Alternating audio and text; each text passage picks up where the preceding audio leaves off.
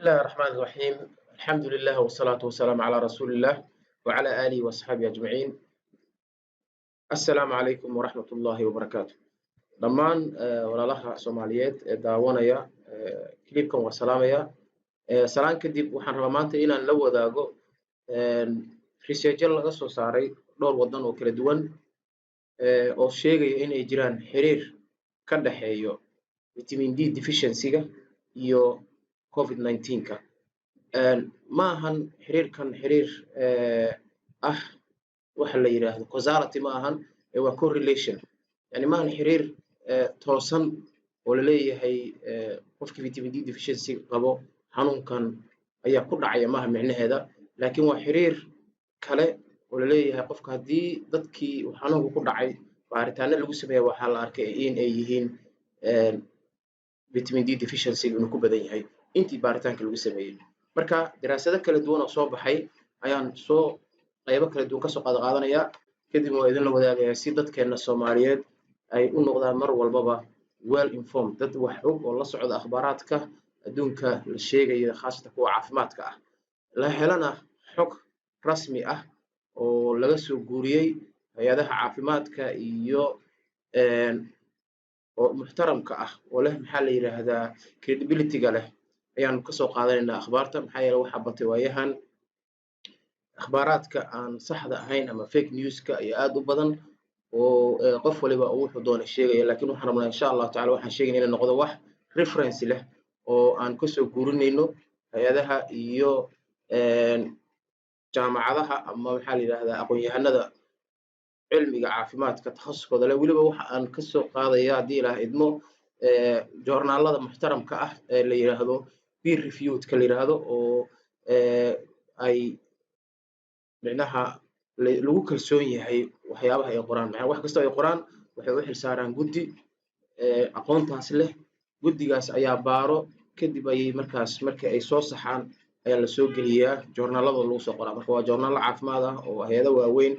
oo institution waaweyn ay xukumaan ayaan ka soo qaadanaynaa insha Allah taala. maaha waxyaabaha iska dhaxrooraya internetka ay dadka sheegayaan. marka vitamin D-ga sidaan la wada soconno, vitamin D-ga qorraxda ayaa inta badan ina siiso. macnaha vitamin D-ga jirkeena horta ku jira marka ugu horeyso qorraxda marka jirkeena ay ku dhacdo ayaa vitamin D-ga marka uu active noqdaa. marka qorraxda iyada ma samayso vitamin D-ga already jirku ku jiraa, marka ay qorraxda ku dhacdo ayuu synthesize garoobaa oo uu markaas active noqdaa. sidoo kale sourceska laga helo waxaa kamid ah D3-ga waliba vitamin D-ga D2 iyo D3 buu kala yahay. D3-ga waxaa laga helaa oo kale xoolaha waa laga helaa waxyaabaha mushtaqaadkooda caanaha jiiska iyo wixii la halmaalo. D2-ga markuu yahayna waxaa laga helaa dhirta laga helaa. marka intaa waa iska macluumaad kooban. maxay tahay marka xiriirkan la sheegayo vitamin D-ga iyo ay sheegayaan researcherskan ay sheegayaan iyo joornaaladan ay soo qoreen maxay tahay? waxay leeyihiin laba protein oo aad muhiim u ah oo horta marka hore intaan proteinadan gelin vitamin D-ga guud ahaan waxa uu caawiyaa support gareeyaa caafimaadka lafaha, dabcan ilkaha, maskaxda, wadnaha, maxaa la yiraahdaa sidoo kale samabada, meelo badan buu caawiyaa jirka vitamin D-ga. maxay tahay marka labadan protein ee la sheegay ee la leeyahay xiriir bay waxay la leeyihiin xiriirkan la sheegay bay mas'uul ka yihiin. laba protein oo waxaa jirto labada protein waxaa la yiraahdaa magacyadooda haddii aan idin sheego cathelicidins iyo deficins baa la yiraahdaa. marka labadan protein waxay ka mid yihiin laba protein oo immune systemka difaaca jirkeena caawiyo bay ka mid tahay. marka labadan protein waxa activate gareeyo ama shaqadooda ka caawiyo inay shaqadooda galaan vitamin D-ga ka caawiyo. vitamin D-ga marka labadan protein trigger gareeyo ama uu shaqadii ka caawiyo, labadan protein waa laba protein oo immune systemka la shaqeeyo. maxay marka laba protein qabtaan? waxay qabtaan arrimo dhowr ay qabtaan. number 1 waxay hoos u dhigaan waxa la yiraahdaa viral replication viruska ama maxaa la yidhaahdaa bacteriyada jirka marka ay soo gasho waxa viruska uu sameeyaa replication waa iskoobiyeeyaa jirku ku bataa marka labadan protein waxay sameeyaan waxay hoos u dhigaan lower gareeyaan hoos u dhigaan viral replication in jirka uu viruskii ku fido ama uu ku bato ayay sameeyaan number 1 number 2 waxay sameeyaan waxay hoos u dhigaan pro-inflammatory cytokines maado viruska markuu jirka soo galo waxaa jirta maadooyin cytokines la yiraahdo oo noocyo kala duwan ah interleukin 1 interleukin 6 18 12 waa fariimo qaadayaal jirka markii wax qariib u soo gala virus ah difaaca jirka fariimo diraa fariimahaas uu diro cytokinesis baa la dhahaa oo waxa waaye waa signals weeyaan si meeshii dhibaatada ka jirto loo wada aado kuwan marka pro-inflammatory la yiraahdo waxay sameeyaan mararka qaarkood waxay ku yaacaan meeshii jirka caabuqa gaaray kadibna waxay dhibaateeyaan oo ay sameeyaan dhibaatooyin zaa'id ah ku sameeyaan waxaysan kala garanaynin mararka qaarkood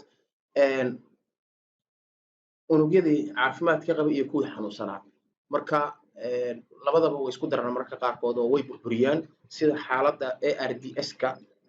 COVID-19 ka wato COVID-19 wuxuu wataa xaalad la yiraahdo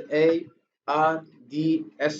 xaaladaas ma xaaladaha ugu dambeeya oo qofka marka uu viruska galo oo sanbadiisa u gudbo xaaladaas waxa weeyaan xaaladda uu qofka u baahnaanayo hadhow mashiin joogto ah xaaladaas waxa la yiraahdaa waa acute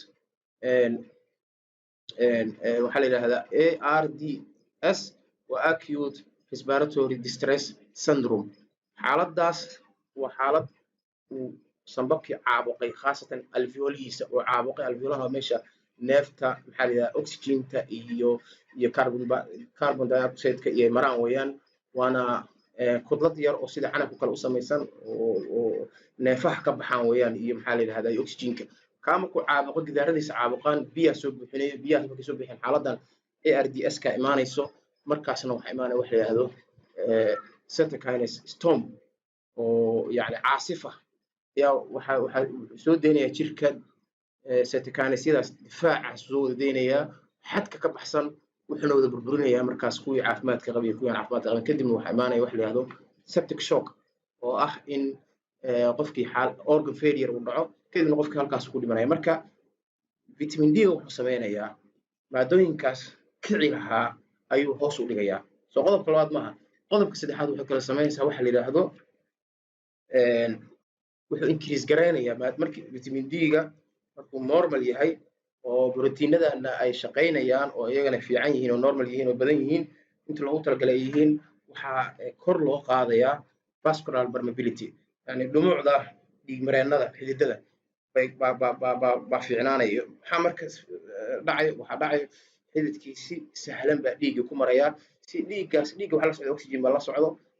maxaa la yidhaahdaa nafaqooyin baa la socdo meeshii marka dhaawaca ahaa ayay si fudud baa waxa u gaaraya dhiigga u gaaraya wastiga iyo waxyaabaha qashinka ah oo waa si tartiib ay u maraysaa marka dhiiggii u dul marayaa marka qodobka saddexaadna waa fawaa'idkooda ka mid tahay waxay kaloo samaysaa markii labadan protein oo ay mas-uulka ka yihiin vitamin D-ga ay joogaan ama ay meeshii loogu talagalay yihiin waxay stabilize ku sameeyaan oo ay xadkoodii caadi u dayaan oo ay normal ka dhigaan maxaa la yidhahdaa epithelial cellska waa respiratory systemka ama dhuumaha neefta maraan epithelialka ku yaala macnaa unugyadaas neefta ay maraan ayay more stable bay ka dhigayaan si aysan awood virus ku yeelan inuu jirka u soo galo way celinayaan halkaasay ku celinayaan marka waa fawaa'idkaasi ka mid tahay iyo kuwo kaleeto oo dhowr ah ayay sheegeen marka nimankii maxaa la yidhaahdaa researchada sameeyey marka waxay yidhahdeen waxay kaloo baareen dadkii maraykanka ku dhintay ama dadkii maraykanka xanuunka uu ku dhacay so haddaan u dhigo waxaa la yidhi boqolkiiba markii la baaray guud ahaan dadka maraykanka markii la baaray vitamin D-gooda boqolkiiba 42 vitamin D-gooda waa low boqolkiiba 42 markii la sii baaray boqolkiiba 82 ka mid ah 142daas waxay noqdeen dad madow bay noqdeen marka dadka madow including Soomaalida iyo Asiyaanka intaba vitamin D-gooda waa low maxaa sababay waxaa sababay pigmentationkooda ama qorraxda marka ay jirkooda ku dhacdo dadka madow slow absorption weeyaan si tartiib ah ayaa fallaaraha qorraxda jirkooda u gashaa waa xikmad rabbaaniya oo ilaahay ugu talagalay maadaama dhulku ay ku nool yahay haddii xoogii fallaaraha ugu dhici lahaayeen waxaa ku dhici lahaa canceris iyo waxbaa laga yaabaa inay ku dhacaan oo skin canceris wax ku dhacaan dadka caddaanka waa aragteen waxaa ku badan skin canceriska ku badan iyaga si fudud baa jirka qorraxdooda u gashaa marka kaydka dadka madow waa yar yihiin saas darteed ayaa dowladda ingiriiska 2016 public health maxaa la yidhaahdaa England hay-adda caafimaadka ingiriiska tan irishka wadamo badan waxa ay recommend gareeyeen waxay dadka kula taliyeen in waqtiga winterka dadka oo wadanka ku nool oo dhan winterka inay qaataan vitamin D qaataan ayaa lagula taliyay maadaama aan qorrax jirin lambar 2 waxaa la yidhaahdaa dadka madow ee ku nool dhulka ku nool iyaga sanadka oo dhan ha qaataan vitamin D ha qaataan supplements ha qaataan maadaama qorraxna aysan jirin khudaartii wixii laga helayana ay yar tahay intaas waa inta diraasaad ba marka laga sameeyay dadka Soomaalida kala duwan Sweden daraasad laga sameeyay waxa la sheegay in vitamin D deficiency ay leeyihiin dadkooda vitamin D-goodu u yar yahay dadka Soomaalida ku nool Bristol mid laga sameeyay waa arkay kuwa kale oo Norway laga sameeyay kuwa wadamo badan oo Yurub laga sameeyay waxa la arkay dadka Soomaalida ka guud ahaan maadaama madow saanay yihiin Soomaalida way ku yar tahay waanan ogahay sababta dadka Soomaaliyeed marka Yurub hadda joogaan waa loo qoraa inta badan waan arkay anaa ku noolaa muddo dheer mana isticmaalaan marka vitamin D waa muhiim jiddan in la isticmaalo xaaladan khaaska ah ana waa xaalad waxa la leeyahay covid-19ka iyo vitamin D-ga waxay leeyihiin correlation factors keeni kara waxa ah in qofka uu xanuunka infectionada ay ku soo degdegaan maahan asaga keena maahan laakiin waxa la leeyahay haddii aad vitamin D qaadatid oo vitamin D-gaadu uu fiican yahay oo meesha loogu talagalay yahay respiratory infectionska xanuunada ku dhaco neef mareennada iyo oo dhan kuguma dhacaya bimacnaa waa iska difaacaysa awood baa leedahay immune systemkaada meesha loogu talagalay ah immune systemkaada baa fiicnaanaya marka vitamin D-ga hal la isticmaalo waa wax wanaagsan weeyaan laakiin la xiriira dhakhaatiirtiina weydiiya vitamin D-giina inta uu yahay saasan ku talin lahaa waxaan kaleeto aan kusoo gabagabeynayaa dabcan maalin talooyin baa soo jeedinay talooyinkaasna waxay ahaayeen in dabcan dunida dhanna talada waa la soo jeediyey in dadka Soomaaliyeed maxaa la yiraahdaa sida wadamada kale loo sameeyay mitigationka iyo suppressionka oo ah inaan la isku gudbin oo dadku inta viruskan uu socdo la is ilaaliyo taladaasna waa soo jeedinay cajalada hore ku soo jeedinay waxa kale oo daraasaad maanta soo baxay iyo akhbaar aan dhaho daraasadii aan horan akhbaaraad maanta soo baxay waxay sheegayaan in khatar badan xagga Afrika ka jirto oo laga baqayo in dadka Afrika ay viruskan uu aad ugu fido looga baqayo marka tallaabooyinka maanta la qaadayo dadka Soomaaliyeed mas'uuliyiintooda iyo ay hadda la sameeyay tallaabooyin wanaagsan laakiin waxay ahayd waqti early ah January 3keeda ahayd markii la soo sheegay waxaana loo baahan yahay in cashar laga barto wixii dhaca viruskan ma ahan viruskii ugu horreeyay dunida ka dhacay mana ahaan doono kii ugu dambeeyay marka waxaa la rabaa in cashar laga barto casharka ugu horreeyana waxay tahay in dalka uu yeesho dadka Soomaaliyeed inay yeeshaan hay-adda kontrolsho lana socoto xanuunada CDC da la yiraahdo hay-ad kontrolsho xanuunada lana socoto meelaha ay marayaan marka arrintaas waa arrin muhiim ah weeyaan waa arrin daruuri ah weeyaan in la sameeyo kadibna istiraatiijiyad baa la sameyn karaa iyo sidii loola tacaali lahaa wixii waxyaabaha noocaas xanuunada maba ahan mar walbaba qaar seasonalis baa jiro mararka qaarkood dhaco qaar baa gobollo ku eg qaar baa waddan ku eg marka shaqada waa shaqadii public health weeyaan marka waxaa la rabaa in arrintaas la hawlgeliyo lagana faa'iideysto khaladaadkii dhacay si ay mar dambe aysan u dhicin xagga vaccinationka talaalada hadda waxa socda ilaa iyo 70 hay-adood ama 70 institution ayaa waxay hadda wadaan soo saaris maxaa la yiraahdaa baxsiyo ay wadaan sidii loo soo saari lahaa talaal waxa kamid ah Oxford baa kamid ah waxa hadda ay sheegeen in ugu horeynta ay soo saari doonaan talaalka ay filayaan ilaa September marka maadaama ilaa September arrintaas ay tahay mar walba marka waxa loo baahan yahay in la sii wado public health ama measureska public health la sameeyo ah in xal lahada lagu dhaqmo qaabkan hadda hore aan cajaladii hore aan ku sheegnay